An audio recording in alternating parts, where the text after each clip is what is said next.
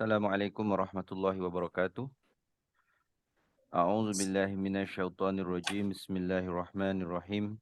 Alhamdulillahi rabbil alamin wassalatu wassalamu ala asyrafil mursalin sayyidina Muhammadin wa ala alihi wa sahbihi ajma'in.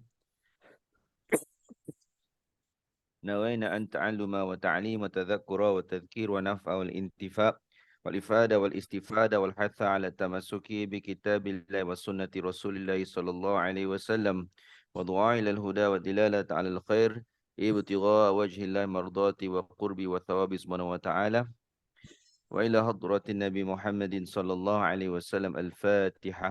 أعوذ بالله من الشيطان الرجيم. بسم الله الرحمن الرحيم. الحمد لله رب العالمين الرحمن الرحيم مالك يوم الدين إياك نعبد وإياك نستعين اهدنا الصراط المستقيم صراط الذين أنعمت عليهم غير المغضوب عليهم ولا الضالين آمين. Kita bacakan Fatihah juga untuk yang telah pulang ke rahmatullah, yakni almarhum Saring bin Tohjaya, iaitu ayah kepada sahabat kita, iaitu uh, Puan Tri.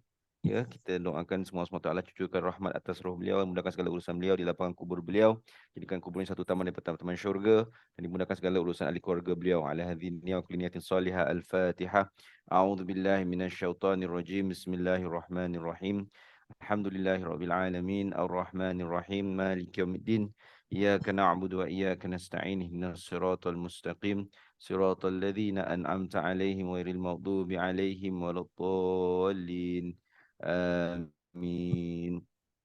Baik, hari ini kita berada di ayat ke-12, betul?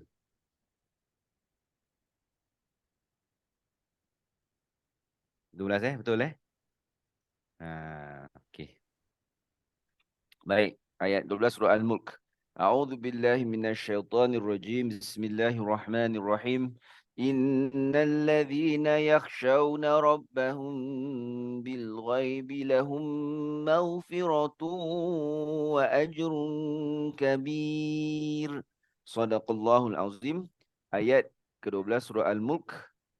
Sesungguhnya orang-orang yang takut, yang takut untuk melanggar hukum Tuhannya semasa mereka tidak dilihat orang dan semasa mereka tidak melihat azab Tuhan, mereka beroleh keampunan dan pahala yang besar. Jadi ayat ini merupakan ayat yang merupakan sambungan kepada ayat ke-11, dan kita lihat pada ayat ke-11 dan beberapa ayat sebelumnya mengisahkan tentang azab Allah SWT yang Allah timpakan, perbualan uh, antara ahli neraka dan juga penjaga neraka, tentang siksaan yang mereka bakal timpa dan sebagainya, dan penyesalan yang mereka lalui. Nah, ayat ke-12 ini merupakan satu pengajaran untuk kita, bahawasanya dalam kita mengajak. Jadi kita lihat berapa ayat sebelum ni ayat pasal neraka kan dan sebagainya. Maka pada ayat yang ke-12 ini pula tiba-tiba menjadi satu teguran, menjadi satu galakan tentang syurga pula.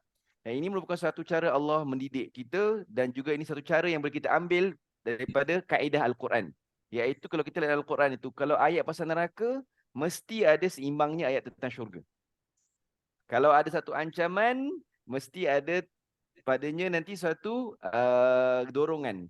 Kalau ada suatu kejahatan, mesti ada satu kebaikan. Kalau ada seorang jahat, mesti ada orang baik. Quran mesti ada keseimbangan. Sebab agama ini mengajak kita pada keseimbangan. Jadi hatta dalam mengajak pada kebaikan pun, tak boleh emphasize nak menakutkan sahaja, tapi kena ada dorongan. Sebab jiwa manusia ni dia antara dua. Ada khauf dengan rajak.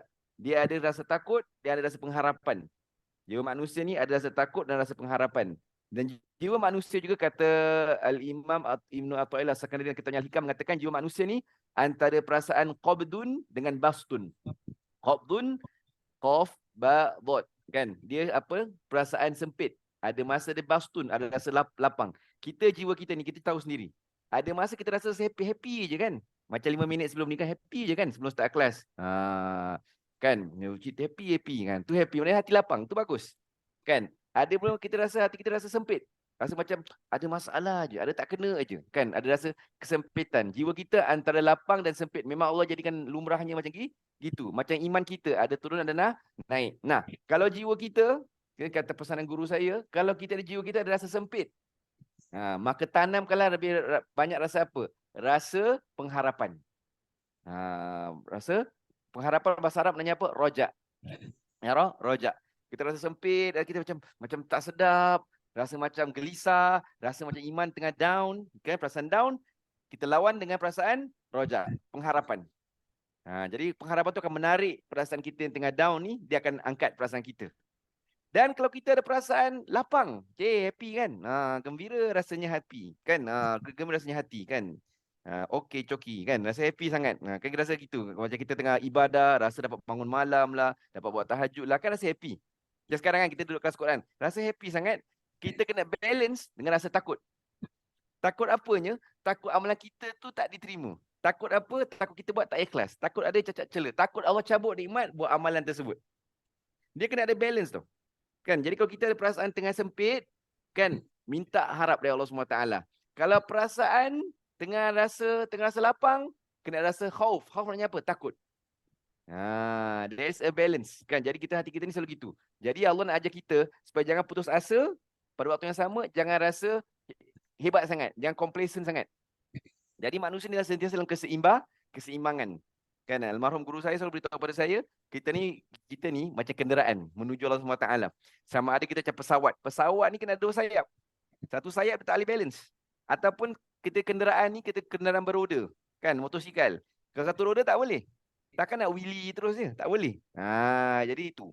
Jadi kita tengok kat sini, ayat Quran pun sama juga. Allah beritahu pasal neraka. Tapi Allah imbangkan juga tentang nikmat syurga. Supaya kalau neraka ni untuk kita dengar ni, ya Allah, ini perangai aku ni. Kan ini kalau aku tak buat ni jadi gini ni. Dan pada waktu yang sama, syurga untuk siapa? Untuk pengharapan. Untuk siapa? Orang-orang yang buat dosa. Kan terbalik kan? Kadang kita selama ni kan, kalau orang yang buat dosa ni patut dia takut neraka. Dan orang buat paling mengharapkan syurga. Tak semestinya. Patutnya orang yang buat kebaikan ni, dia kena takut juga dengan neraka. Dan orang yang buat dosa pula kena ada pengharapan dengan syurga. Allah ni adil. Dia kalau buat neraka tu, dia ada fungsi dia untuk orang yang baik dengan orang jahat. Gitu juga syurga. Allah kita letakkan syurga dalam Al-Quran tu untuk orang baik dan orang jahat. Sebab Nabi ni akhlaknya akhlak Al-Quran. Kana khuluquhul Quran. Akhlak Nabi akhlak Al-Quran. Maksudnya apa? Kalau dalam Quran tu sebut syurga neraka, maka syurga tu ada fungsinya untuk orang yang buat baik dengan untuk orang yang buat jahat. Kenapa? Orang buat baik senang. Dia buat baik, dia rasa terdorong nak buat kebaikan. Sebab apa? Janji syurga.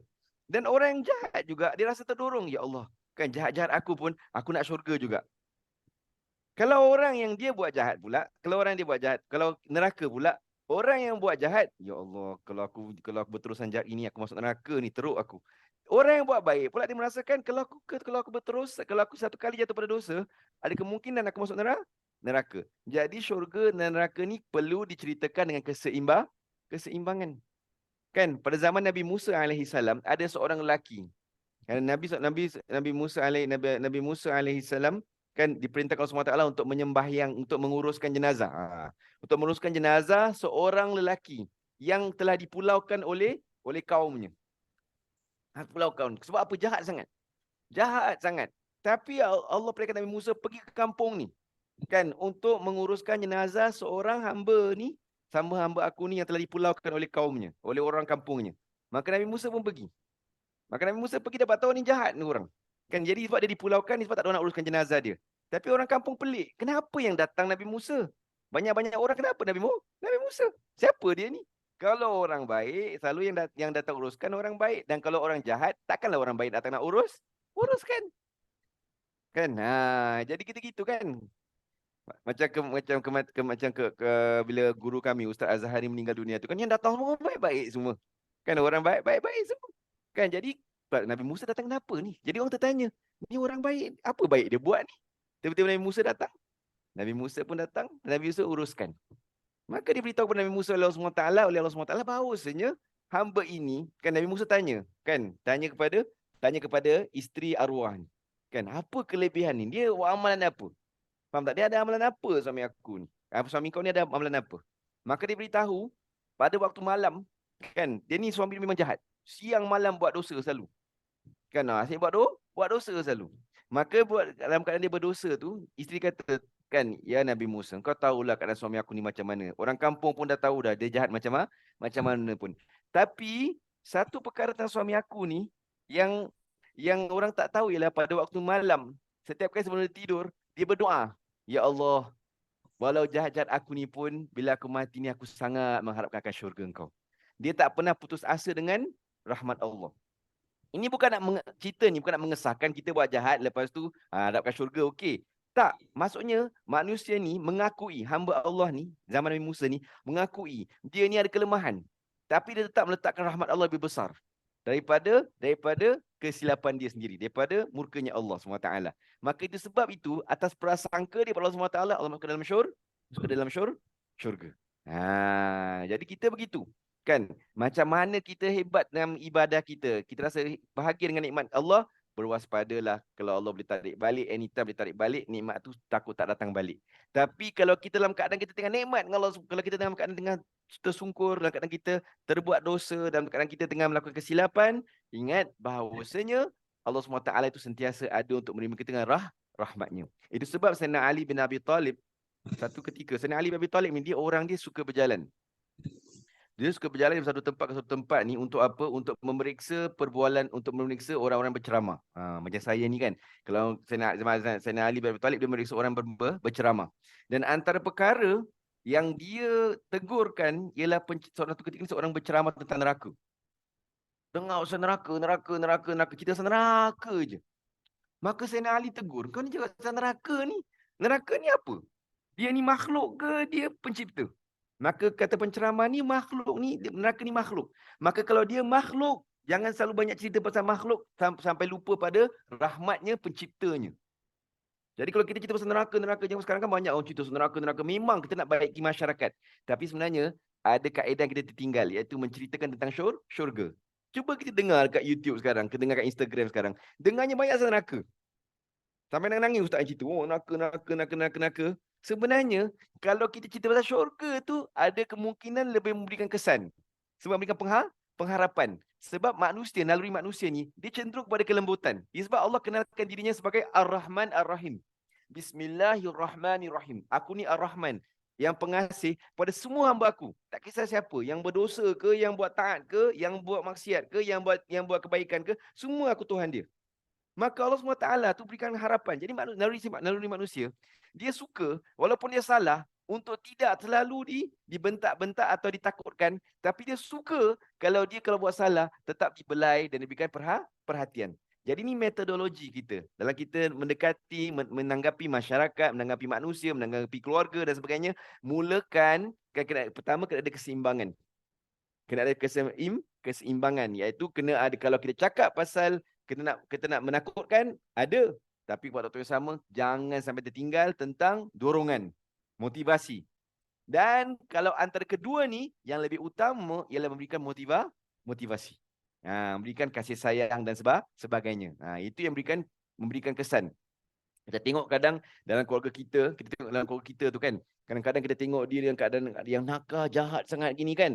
Kita tengok dalam keluarga kita, kadang-kadang datuk kita ke nenek kita ke, dia yang belai kan. Kita dengan anak kita tak dengar. Tapi yang tegur dia mungkin mak kita ataupun yang datuk nenek dia yang tegur dia dengan lembut. Sebenarnya itu yang memberikan kesan sebenarnya. Okey. Ayat ni mengatakan sesungguhnya orang-orang yang takut. Jadi pertama saya beritahu metodologinya, kaedahnya, dasarnya. Orang-orang yang takut, dia ada dua ketakutan. Ni yakhshawna rabbahum bil ghaib. Yakhshawna rabbahum bil ghaib. Itu kalimah yakhshawna rabbahum bil ghaib. Ghaib ni maknanya apa? Kan? Ghaib ni dia dua. Sesungguhnya orang yang takut melanggar hukum Tuhan semasa mereka tidak dilihat orang dan semasa mereka tidak melihat azab Tuhan. Ni ghaib. Kan? Bil ghaib maknanya dua kat sini. Ni terjemahan Abdullah Basmi. Saya suka terjemahan ni. Kan? Dan pada terjemahan lain mungkin tak ada perincian macam gini. Kan? Dia ada salah satu, tapi Syekh Abdullah Basmi mungkin sebab dia baca banyak tafsir-tafsir sebelum ni, jadi dia gabungkan. Pertama, yang takut melanggar Tuhannya semasa mereka tidak dilihat orang. Apa maksud dia kat sini? Kita punya nak tahu jiwa kita sebenarnya dengan Allah SWT bukan sewaktu depan orang. Sebab depan orang kita tendensi akan buat baik. Jiwa manusia gitu kan. Depan orang selalu nak nampak baik. Siapa nak buka pekong kat dada dia? Dengan semua orang mesti nampak baik ya. Ada reputasi kan. Kan? Sebab yang tahu rahsia kita semua pasangan kita je. Sebab tuan guru saya Syekh Ahmad Al-Azhari pernah beritahu, yang kita paling susah nak berdakwah selalu siapa? Yang selalu nak susah dengan cakap kita siapa? Selalu pasangan kita. Kenapa? Sebab dia tahu. Jadi kalau Ustaz Hafiz ceramah, Ustaz Hafiz ceramah, yang dengar semua, oh, bagus Ustaz ceramah gini, betul lah Ustaz gini. Yang buat bodoh siapa? Isteri dia. Hei eleh, bukan aku tak tahu dia ni. Beria cakap. Tidur berdengkur. Faham tak? Ada gitu. Faham tak? Dia ni jadi dia sebenarnya sifat dia gitu. Kan kita ni dengan orang kita nampak baik selalu. Dan memang itu tak salah. Sebab janganlah buat jahat dengan orang. Saya ikhlas Ustaz. Dengan orang saya jahat, dengan diri sendiri pun saya jahat. Tak. Tapi kita dengan orang buat baik, kan, belum tentu lagi itu sebenarnya jiwa kita sebenarnya di depan Tuhan. Mungkin saja itu jiwa kita depan manusia tanpa Tuhan. Tapi kalau kita sendiri, dengan diri kita sendiri, itulah jiwa kita sebenarnya. Bila kita sendiri, orang tak nampak. Bila kita sendiri, tanpa perhatian orang, itu jiwa kita sebenarnya. Sebab setengah sahabat jumpa Nabi. Ya Rasulullah, aku ni macam munafik lah. Kan, kenapa kau rasa macam munafik? Aku ni bila dengan kau je, aku rasa iman aku macam berputik iman aku. Tapi bila tak ada kau macam rasa gersang je, tak diimat. Gitu. Kita kadang gitu kan, bila dengar orang ramai, wah semangat, nak buat macam-macam. Bila sendiri, kan bila kita sendiri, itulah kita malas. Bila depan dengar orang semayang surah nak panjang-panjang aja kau jadi imam. Bila seorang aja, inna atayna kal kautsar. Jadi kita gitu kan, jiwa kita macam gitu. Jadi ni untuk peringatan untuk diri kita. Nak tahu diri kita ni bila kita sendiri. Sebab ramai tu banyak kemungkinan. Banyak faktor. Ada faktor kita, ada faktor orang, ada faktor Tuhan. Tapi kalau kita sendiri, kita dengan Tuhan je dua orang. Itu juga mengajak kita supaya membiasakan diri kita dengan Tuhan. Serat dengan kita dengan Tuhan, dua je kita belajar untuk mengenal diri kita sendiri. Kalau kita dengan orang, kalau kita dengan orang ramai kan mungkin perbuatan kita didorong oleh faktor orang. Tapi kalau kita sendiri, kita tahu. Jadi kena ada masa untuk diri sendiri. Kena adakan masa, luangkan masa untuk ada dengan diri sendiri, untuk kita berbicara dengan Tuhan, untuk kita kenal diri kita sendiri. Kita takkan kenal diri sendiri kita sendiri kalau dengan orang. Kita akan kenal diri kita sendiri bila kita sendiri dengan Tuhan. Satu. Kedua ialah kat sini katakan dan semasa mereka tidak melihat azab Tuhan. Ini yang masyhur. Ini pendapat yang masyhur iaitu orang yang bila kita cakap pasal azab ni, nampak tak? Azab kita baca ni, azab neraka, syurga. Saya nak tanya, kita nampak tak azab tu? Tak nampak. Kan sebab dia ghaib. Itu sebab namanya iman. Iman ni, beriman maknanya apa? Beriman apa? First kali kalau iman, iman dengan apa? Iman dengan Allah dan Rasulnya. Sebab apa? Mereka ni yang beritahu pada kita sesuatu yang kita tak nampak. Kan? Itu sebab antara perkara yang orang-orang ni susah nak terima Nabi SAW, ajaran Nabi SAW ialah Nabi beritahu mereka benda yang mereka tak nampak. Itu sebab diturunkan seorang Rasul yang sangat dipercayai. Al-Amin. As-Sadiqul Wa'du Al-Amin. Iaitu yang benar janjinya yang sangat dipercayai. Kenapa? Sebab dia takkan bohong pasal benda-benda gini. Jadi beritahu benda ni, neraka, syurga. Kita semua walaupun tak pernah nampak, kita percaya. Itu adalah iman. Mempercayai sesuatu yang walaupun kita tak nampak. Sebab apa? Memerhatikan yang menyampaikannya kepada kita. Siapa? Allah dan Rasulnya. Itu iman. Kan itu iman. Jadi untuk orang-orang yang beriman, dia tak akan minta benda-benda pelik untuk menguatkan iman dia. Sebab apa? Sebab dia tahu. Kan dah Allah kata tu mesti berlaku. Kalau Allah kata tu mesti benda tu ada. Dia tak minta. Jadi orang musyrikin Mekah dia minta. Kan dia minta kepada Nabi Muhammad SAW, belahlah bulan. Sebab dia nak nampak sendiri benda tu. Tapi orang beriman cukuplah dengan apa yang Allah katakan. Buat kita ni iman kita, kalau kita baca Al-Quran ni kena beriman. Itu syarat pertama. Baca tentang syurga, neraka, kena percaya. Tak boleh nak kata, ada ke tidak ni? Ya ke? Tak boleh. Itu namanya iman. Jadi, bab pertama hari ini kita beritahu bahawasanya pertama ialah yang dinamakan yakhshawna rabbahum bil ghaib, orang yang takut dengan Tuhannya, dengan yang takut melanggar hukum Tuhannya, ialah dua. Maksud ghaib ialah yang mana maksud kalau tak ada orang, dia sendiri tetap takut dengan Tuhannya. Dan kedua ialah dia ni ghaib, maksudnya ialah yang kita tak yang tidak kelihatan. Azab Allah, nikmat Allah dia tak nampak, dia tetap beriman. Okey, ni clear Kalau soalan boleh tanya dalam chat. Mereka beroleh keampunan dan pahala yang besar. Mereka ni siapa? Orang-orang tadi. Kan, orang yang takut dengan yang takut dengan Tuhan, sama ada dia ramai atau sendiri, dan juga orang yang takut dengan azab Tuhan. Itu kesimpulan dia. Mereka ni beroleh keampunan dan pahala yang besar. Okey. Tengok kat sini, keampunan selalu kita ingatkan keampunan dengan istighfar. Minta ampun, kalau kita buat salah, baru minta ampun. Kan? Kalau kita dapat keampunan dengan sebab istighfar. Tak. Keampunan boleh kita dapat dengan, kan, keampunan kita boleh dapat dengan dua perkara, dengan tambahan dua perkara lagi. Jadi keampunan kalau kita tahu dengan istighfar, kan, dengan minta ampun. Ada lagi kita dapat keampunan dua, iaitu pertama dengan kita membuat kebaikan. Innal hasanati yudhibnas sayiat. Ayat lain, idfa' billati hi ahsan. Kita tolak kejahatan dengan kebaikan. Itu salah satu bentuk pengampunan. Iaitu maknanya pengampunan apa? Terhakis dosa-dosa kita. Yang ketiga pula ialah pengampunan dengan sebab semata-mata kita beriman. Beriman dengan apa? Beriman dengan hakikat bahawasanya kita diperhatikan Tuhan. Kalau kita jadi orang bertakwa dan kadang kita ni tak buat dosa, kenapa dia tengok macam biasa je? Macam mana dapat pengampunan? Dia buat apa? Dia buat baik ke tak? Dia minta istighfar ke tak? Tapi kenapa dosa dia diampunkan? Dianya dosanya diampunkan dengan sebab apa? Dengan sebab semata-mata dia tak buat dosa. Kenapa dia tak buat dosa?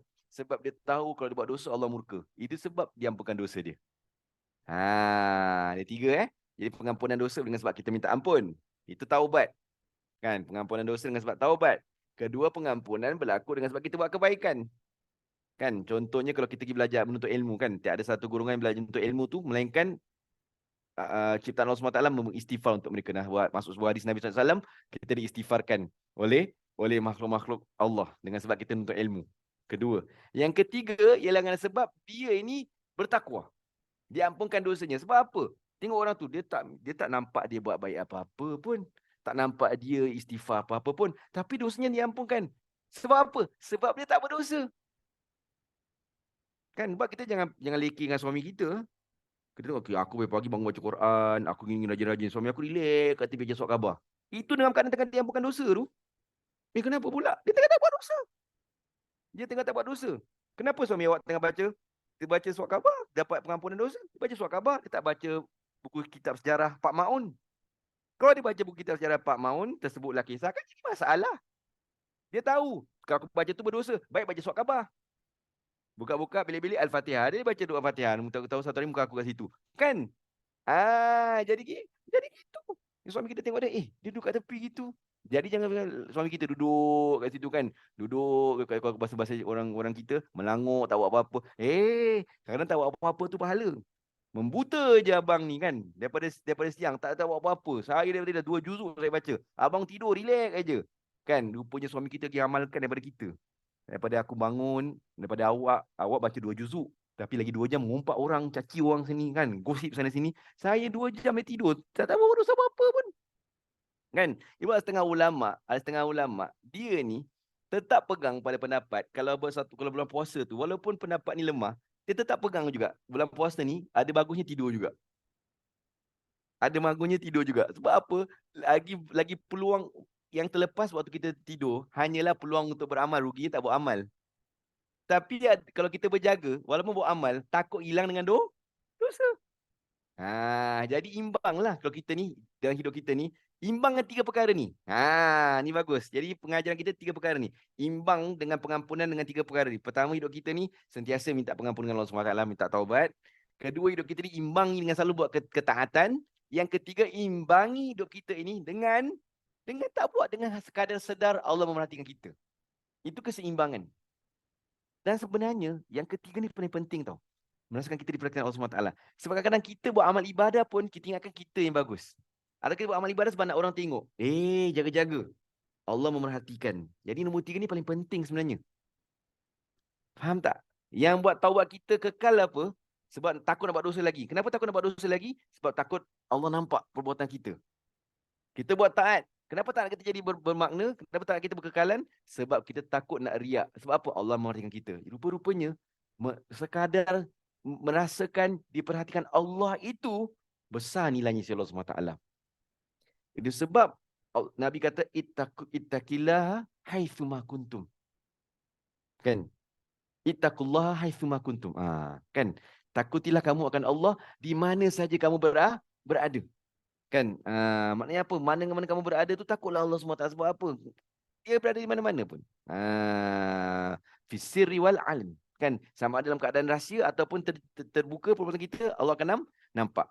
Dan dapat pahala yang besar. Sama juga, pahala yang besar sama. Kita dapat pahala dengan sebab apa? Dengan minta ampun. Dapat pahala dengan sebab buat ketaatan. Dapat pahala dengan semata-mata merasakan diri kita diperhatikan Allah SWT sampai kita tak buat dosa. Jadi rupa-rupanya, kaedahnya ialah kalau kita tak buat dosa, kita dapat pahala. Dengan sebab, kan, kalau kita dengan sebab kita takut akan berbuat dosa itu sendiri. Jadi sebenarnya Allah ni murah hati lah. Baru kita faham maksud Ar-Rahman tu. Allah murah hati dengan kita. Kan maknanya kita dalam keadaan tak buat apa-apa. Tak buat apa-apa. Kenapa kau tak gini-gini? Aku tak kuasa. Kan? Itu kalau tak kuasa tu belum ada apa-apa lagi. Belum dapat pahala apa-apa lagi. Tapi kita nak buat apa-apa, tak dapat apa-apa sebab apa? Nanti baik-baik aku keluar, berdosa, jumpa orang gini, baik aku duduk kat rumah diam-diam. Itu ada pahala. Sebab kita belajar satu ilmu hari ini, jangan tengok orang sebelah mata je. Ini tak ada apa-apa, kita mamak ni tak baca Quran, tak apa. Dia tengah buat apa-apa tak? Dia tak buat apa-apa. Mana dia tengah tak berdosa. Kalau dia niat dengan sebab dia tak buat apa, dia tak nak, dia buat dalam keadaan demikian sebab takut pada dosa, dia dapat pahala. Faham tak? Jadi gitu nampak kemurahan Allah. Okey? Jadi kita habis kat sini ayat ke-12. Tengok ayat seterusnya. Sneak preview. Gezek.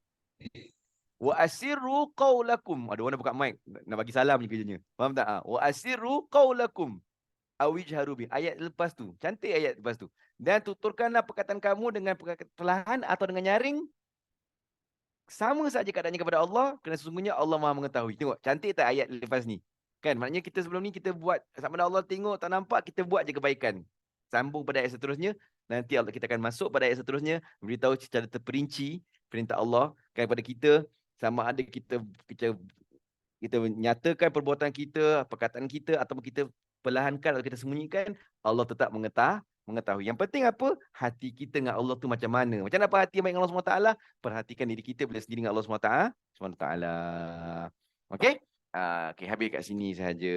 Jadi semua yang sama ada baik kat rumah ataupun di hotel, bolehlah sambung dengan aktivitinya selepas ini. Wassallallahu ala sayyidina Muhammadin wa ala alihi wa sahbihi ajma'in. Walhamdulillahirabbil alamin. Wassalamualaikum warahmatullahi taala wabarakatuh. Terima kasih Ustaz. Terima kasih Ustaz. Sama. Terima kasih Ustaz. Sama. Terima kasih Ustaz. Sama.